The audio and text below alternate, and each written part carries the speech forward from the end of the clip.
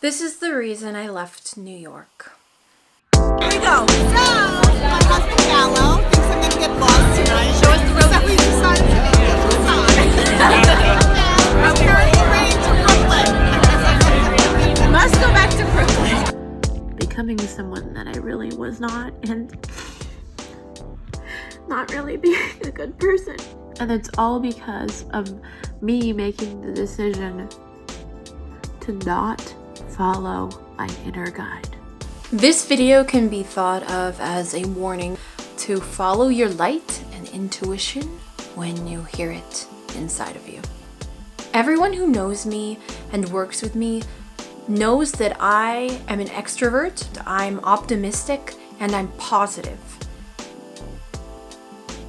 And in the last few years, those things have not been true. My best friend Monica told me that she could see the light slowly dying in my eyes. She could see that I wasn't happy. And I wasn't. I never wanted to move to New York. I hated New York City when I first moved there. I hated tiny apartments, the winter. I hated being far from my family. But I decided to stay because of this dream that I had. And I was very proud. I kept getting signs inside to leave. I would talk to my family and friends that I don't want to live in New York. It's not for me. And people were like, okay, just leave. But I didn't want to leave. I didn't want to give up on something. So I stayed. And I told myself, Malia, you're going to stay and you're going to make yourself happy. And I did. I made myself happy. So that's why, if you follow me on social media, it looks like my life is full of amazing experiences and people, because it was. But I'm here to tell you that the smile that girl wears is not real. And this life was pretty fabricated by me from the get-go to distract anyone from seeing how unhappy I was. I started to make friends, and good friends. Friends that stuck. Friends that I was inspired by. Friends that were performers. I started making money doing my art, dancing and singing. I bonded with many amazing people. But still, I had the inkling, this tiny intuition that New York City was not for me. That I would not grow fruit here. But, again, I ignored that intuition. I was just saying how I'm addicted. Everyone's addicted to something. And I'm addicted to little moments of happiness. Tiny moments of happiness. New York gives you little moments of happiness. I'm not high right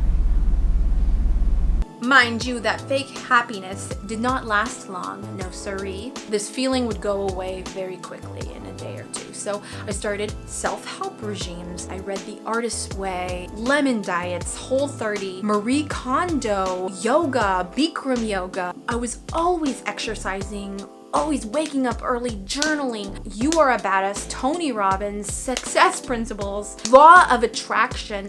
Those things helped for a couple days, and then the happiness would go away. So this wasn't pure happiness. This wasn't my true happiness that I was holding. The happiness that I was creating every weekend or every self-care regime started to really die down faster and faster every time. I distinctly remember being in a yoga class and I'm just sweating and feeling like this doesn't make me happy anymore. I used to be able to bypass the pain till at least the end of a class, but during the class, I felt this despair. It got to a point where it felt better to feel pain than pleasure, because the pleasure wasn't real. The pain was real. So I seeked to feel my pain, and I put myself in situations where I felt that pain. And honestly, when other people could feel that pain as well. I was in so much pain that it's like I wanted other people to feel my pain so that they could help me, I guess. I would ask everybody, what should I do? What should I do? Nobody knows what I should do. Only I knew what I should do. And I was ignoring it. I started becoming somebody that I didn't recognize. My morals and values got really mixed up, and I started showing people this side of me. I kind of just stopped hanging out with the people I loved because I was ashamed to bring my sadness around them. Cut to the COVID-19 pandemic, where the neuroticism of New Yorkers increased tenfold, and my growing anxieties started to be more than I could handle. The family I nanny for is the first community hit by the virus, of course, and I start to freak out that I will get stuck in New York City. Then, a few amazing external things happen that I had no control over, and I decided I was leaving for good. I packed all my things in 2 days. It was extremely emotional, to say the least. I will only keep the things that are special to me. Like, Monica made me that. Even looking at my suitcase right now. These are skinny jeans that I don't fit into. So if you haven't guessed already, I'm leaving New York for now.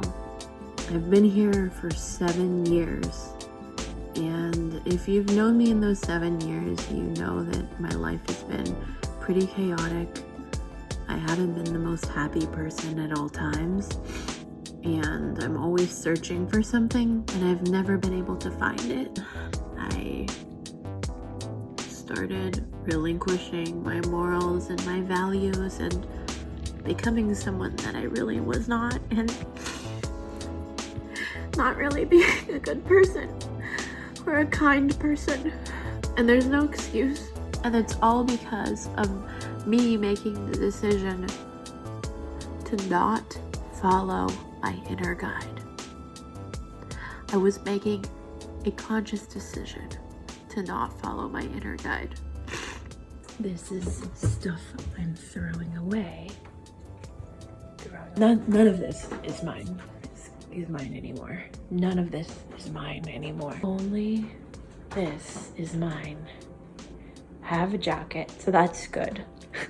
This was my 7-year millennial crisis, packed into 3 suitcases.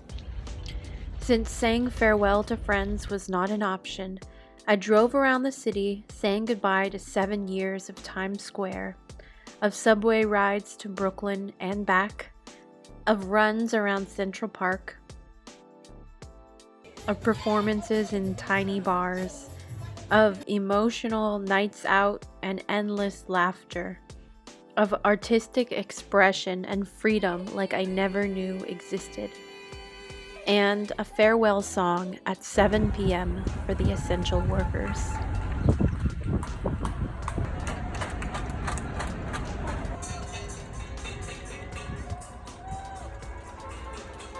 Farewell, New York, for now. I am so grateful for the 7 years I spent in New York City. I lived in Brooklyn, in Harlem, on the Upper West Side. I have a deeper understanding of humanity. I'm glad to leave New York City, but I'm also excited because I know when I visit New York City, I will finally love it